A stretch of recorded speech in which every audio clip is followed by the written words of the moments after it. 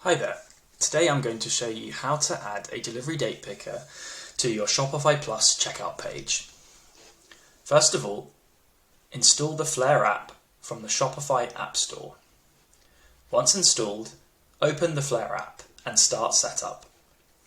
In step 1, add to your theme, go to the checkout page card and click Add to Theme.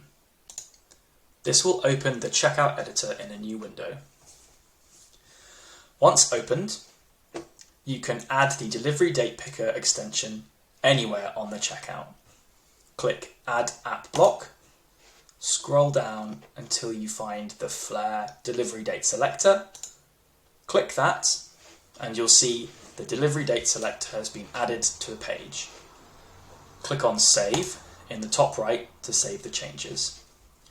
You can now return to the app window, and we're being asked, did it work as expected? Yes, it worked fine. Continue. And there you have it. You've added the delivery date picker to your checkout page. And now you can test this by going to your real online store, adding a couple of products to the basket,